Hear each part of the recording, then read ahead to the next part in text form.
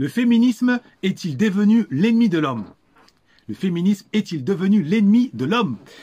Alors, certains nombres d'entre vous, révoltés par la manière avec laquelle Jada Pinkett a transformé Will Smith en véritable serpillère, révoltés encore plus par la longue descente aux enfers du héros des Pirates des Caraïbes, à savoir Johnny Depp, qui, Dieu merci pour lui, a été blanchi, eh bien, m'ont demandé de passer cette question du féminisme au crible de l'afro-noblesse. C'est ce que je vais faire, tant il est vrai que vos désirs sont des réalités. LOL, XPTDR, comme diraient mes petits neveux et nièces.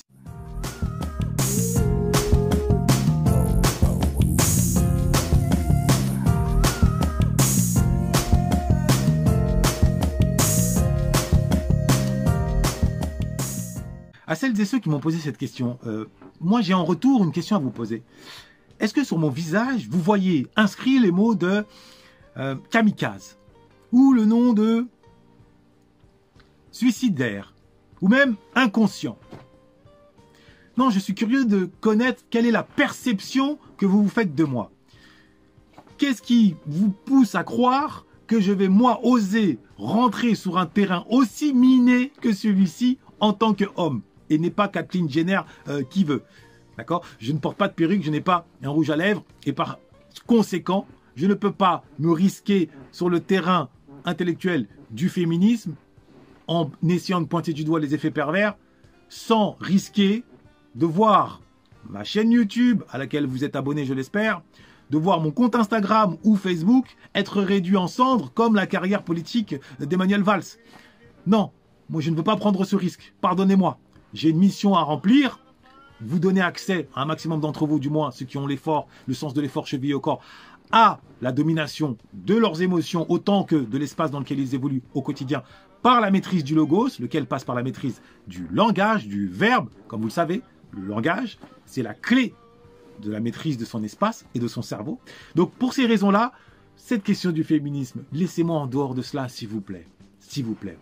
J'opte pour la lâcheté rationnelle. La lâcheté rationnelle. Oui, je suis comme Jamel Debbouze qui se retrouvait sur un ring de boxe face à Tyson et Ngannou. À quoi bon essayer de combattre? C'est perdu d'avance, c'est plié. Et sur le terrain du féminisme, pourquoi un homme ne peut plus s'aventurer à l'aborder, fût-ce sous l'angle critique? Eh bien, pour plusieurs raisons. La première, c'est qu'aujourd'hui, les femmes, qui sont pour beaucoup d'entre elles féministes, notamment quand elles sont diplômées, eh bien, sont plus diplômées que les hommes. Ce qui a pour conséquence, eh bien, de faire en sorte qu'elles ont beaucoup plus elles ont une influence non négligeable sur le cours des choses, sur le cours de l'histoire. Et c'est tant mieux pour elles, puisque la légitimité aujourd'hui, c'est une légitimité académique. Qu'on le veuille ou non, le pouvoir n'appartient pas à une couleur de peau ou à un sexe, le pouvoir appartient au diplôme. Plus vous êtes un groupe qui possède de diplômes, et des vrais diplômes, bac plus 5, doctorants, plus vous avez du poids au niveau des lobbies, au niveau des influences, au niveau des mœurs. C'est ainsi, qu'on le veuille ou non. Sur le plan judiciaire, sur le plan journalistique, on le voit tous les jours. Ça, c'est la première explication. La deuxième, c'est que jusqu'à preuve du contraire, il y a infiniment plus de femmes qui meurent sous les coups de leur conjoint ou de l'ex-conjoint que l'inverse. Donc en clair, aujourd'hui, un homme qui ose dénoncer le féminisme qu'il considérait comme castrateur, ce serait comme ouvrir sa bouche devant une mare de sang. C'est indécent. Il est préférable de garder le silence, de se recueillir au mieux. C'est seule aujourd'hui une femme peut se permettre de pointer du doigt l'effet pervers du féminisme. J'ai bien dit l'effet pervers, puisque le féminisme en lui-même est plus que légitime, c'est le prolongement des droits de l'homme. En revanche, les effets pervers peuvent être pointés. C'est d'ailleurs ce que essaye de faire une Elisabeth Badinter ou une Elisabeth Lévy, pour ne citer que ces deux noms-là. Qu'il faudrait la protéger contre elle-même, un peu comme on le fait avec des enfants. Et ça, c'est tout de même une grande tendance des nouvelles féministes. Elles veulent faire le bien des femmes sans elles et parfois contre elles. Le nouveau féminisme est un totalitarisme. Ah bah là, vous vous poussez quand même un peu loin. La pulsion, si vous voulez, totalitaire, la pulsion fliqueuse en tous les cas, la pulsion de contrôle, elle est là. Elle ne tolère pas, par exemple, que Éric Dupond-Moretti critique MeToo, c'est tout de même extraordinaire en termes, si vous voulez, quand on célèbre la libération de la parole. Hein. C'est soit tu penses comme nous, soit tu es un ennemi du genre humain. À mon mon avis, fait toujours fausse route en ce qui concerne les théoriciennes du féminisme. C'est-à-dire que le féminisme différentialiste, naturaliste, maternaliste est le féminisme dominant aujourd'hui.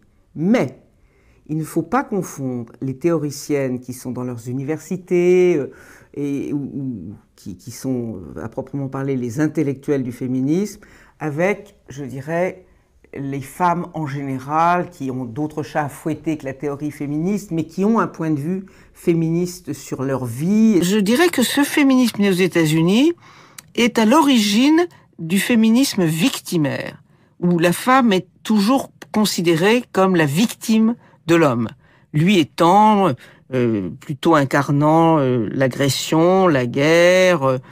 Par contre, en tant qu'homme, on ne peut plus s'y aventurer. D'autant plus que certains hommes ont tenté de le faire. Ils ont fait ça avec l'adresse d'un éléphant dans un magasin de porcelaine. Je pense à Papacito, je pense à Feu Alain Soral, je pense à Zach Mokassa, pour ne citer que ces trois noms-là. Je pense que le féminisme tel qu'il vit actuellement, c'est de la maladie mentale, si tu veux. La façon de voir, dire tous les hommes, all men are trash, tu vois. Tous les hommes sont des ordures, c'est de la maladie mentale, tu vois ce que je veux dire. Donc je pense qu'on a laissé pourrir des idées qui étaient saugrenues à l'époque, on leur a laissé se renforcer et ce sont aujourd'hui des trucs qui sont pris au sérieux alors que c'est de la maladie mentale pure. Donc Alain Soral, vous avez sorti un bouquin qui s'appelle Vers la féminisation aux éditions Blanche. Vous pensez que la féminisation coupe court à toute réflexion sérieuse. Aujourd'hui, on va essayer de faire comprendre en toute humilité combien le concept féministe, tel qu'interprété par beaucoup d'Africains, est en train d'égarer beaucoup de personnes. Je pense même à Éric Zemmour. Oui, mon livre était une charge contre le féminisme. Parce que je pense que le féminisme ne défend pas les femmes. Le féminisme est une machine à indifférencier. Et c'est tellement miné que lui-même, ce dernier, a compris qu'il fallait plus s'y aventurer. Il a compris un peu tard, vu sa double gifle électorale qu'il a reçue. Néanmoins, il a quand même compris. Donc, quand on est un intellectuel et qu'on a une mission, comme moi, on ne peut pas perdre son temps, poussé par son orgueil ou mal conseillé à s'aventurer là-dessus. Donc moi, j'ai pour la lâcheté rationnelle.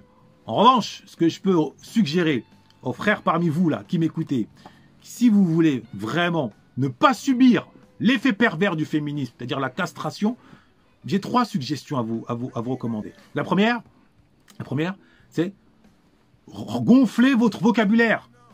Le premier terrain de défaillance de l'homme face à la femme, c'est le langage. Les hommes manquent de mots face aux femmes. La blague qu'il a fait, elle était pétée là. Mais de toute façon, il est pété tout court. Hein. Et ça fonctionne comment avec les garçons? Ça fonctionne comment avec les garçons? Tu te sens pas bête de pas pouvoir En fait, c'est toi qui es bête en fait. Tu sais pourquoi tu es bête? Mais t'as que parce que ça se voit que tu n'es pas une vraie femme. Tu n'es pas une vraie femme parce que les vraies femmes, elles font le ménage. Parce que à la même école que ta famille, c'est pour ça que je suis conne. Ouais. Ma famille te connaît pas, je suis désolé.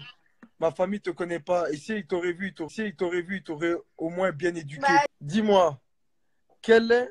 Attends. En fait, je voulais te demander, en fait, juste un petit truc. Et puis, tu es vraiment une tonneau vide. C'est quoi ça? Un tonneau vide, tu sais pas c'est quoi? Pourquoi tu parles pas français?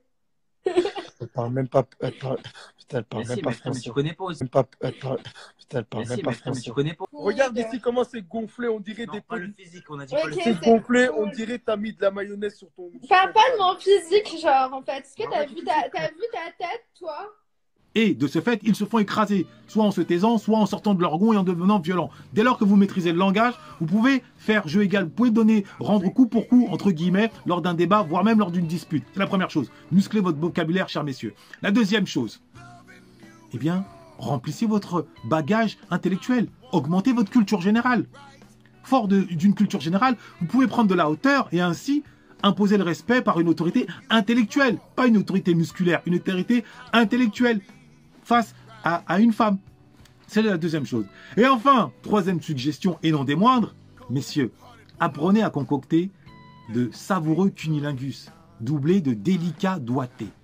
Eh oui, dans un monde de l'égalité des droits, celui-ci se prolonge au lit. L'égalité de l'orgasme.